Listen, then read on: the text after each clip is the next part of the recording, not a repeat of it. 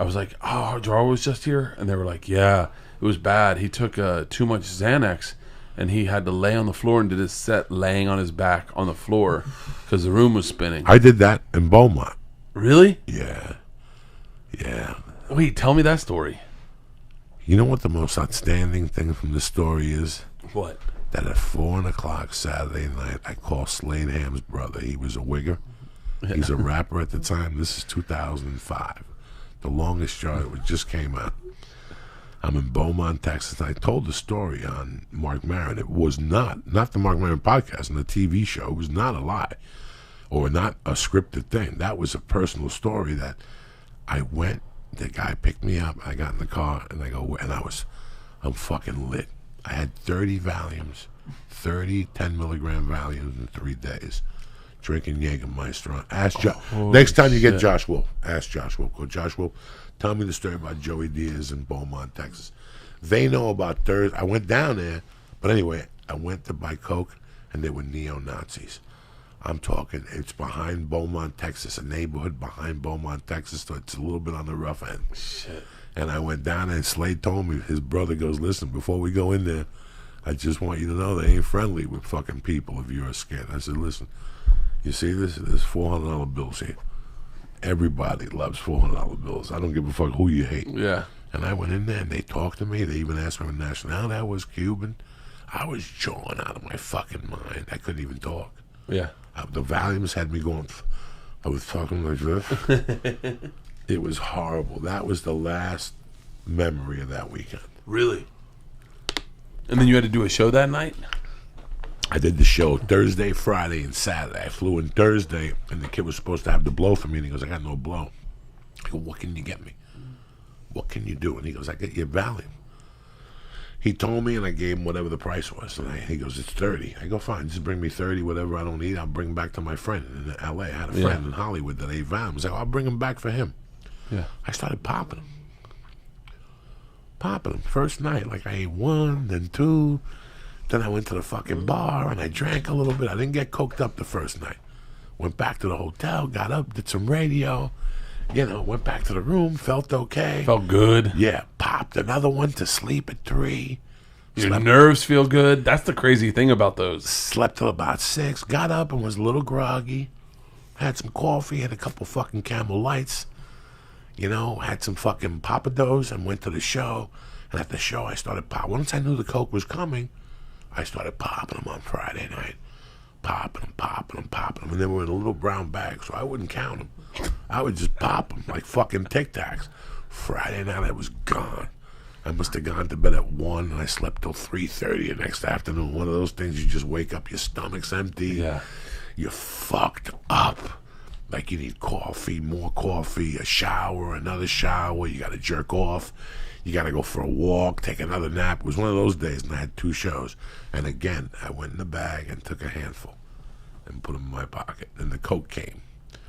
And then we did the first show. And the first show, people were sending me Jägermeisters. Beaumont, Texas, this was a great little comedy room that was owned by 2 guys. And the one guy robbed the other one. Then the guy hit him in the head with a bamboo thing. And that was the end of that fucking tune. Sure.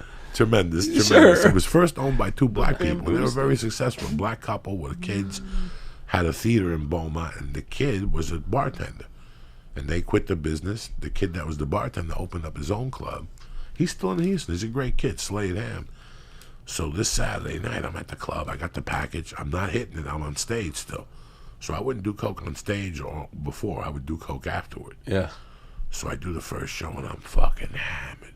Because that Valiums I took Thursday and those ones I took Friday, they're still in your system. Oh, they don't go anywhere. Percolating like a motherfucker. Holding on to fat cells. Holding on to fat cells. And every time you hit a joint, you get even more fucked up. It ignites one of those fat cells. Every time you have a cocktail, it just pulls them out of the fat cells. Pulls them out of the fat cells. So if you eat a 10 milligram Valium, your fat takes half of it. 5 milligrams gets released in your bloodstream. The other 5 go in your fucking fat, and they just get stored. And here you are doing gin and tonics. You don't even need Cosby to show up. Nature works itself here. After 3 nights of eating Xanax, chicks will tell you they black out. I know tons of chicks who eat those Adderalls and all that shit, and they black out when they fucking drink. Yeah. That shit adds to it. So don't think that. So here I am, 400 pounds, sweating profusely on stage. I'm so hammered. The first show I got to lay down. They're sending shots. I'm drinking 16 shots on stage. I'm 400 fucking pounds. I already got the 8-ball. It's fucking beige. It's beige. It's beige. This Coke was right from the cartel. Right from the cartel. It's right there. beige. Oh my God, it was beige. And when it smelled through the paper, like I could smell the fucking ether right through the paper. I was like, oh, this is going to be a good night. I'm going to go back to the hotel room. I'm going to take a fucking... And I had a plane from Houston at like 7:30 in the morning. Shit. I'm like, I'm going to fucking snort this fucking 8-ball. I'm going to drink. And all of a sudden, I go to the fucking bathroom. I come out of the bathroom, and there's a broad waiting. And she's like, do you want to do a line of Coke? And I got the Coke in my pocket. But she's got some. And I go, what do you want to do? You have a car? And she goes, no, my husband's here. Let's do it in the woman's bathroom. So we go in the woman's bathroom. We do a few bumps in the woman's bathroom. She leaves. And next thing you know, I fucking pass out. I get up. The Coke is still there. My money's still there. The phone's ringing. I can't move. Yeah. Bert, it was horrible. I definitely OD'd. If it wasn't for my blood type and my experience, I would have been dead. Because I remember getting up, and the guy's like, you got to check out or give me $48. And I just gave him like a 50. I go, I couldn't even talk. I went back to bed, got up at 8, puked, went back to bed. I finally got up Monday and called my wife. Like, I finally called Terry, like Monday. I'm like, Terry, you're not going to believe this. I'm fucked up. Yeah. And I stayed in that hotel room till Tuesday, and I had my friend come and get me and take me to this fucking thing. So what happened with the flight? Who knows? I didn't come to till Thursday. Shit. I didn't really start talking. Like, at 1 minute it was Saturday, and the next minute it was fucking Thursday. Good God. Like, that's how fucking deep I was into drugs then. But I was fucking sick till Thursday. And you know what? It took me years to eat another sleeping pill after that. It was those bars. Those Xan bars? Those Xan bars, those are fucking death, Jack. Oh, dude. I had a friend addicted to those, and they wouldn't even take him in rehab.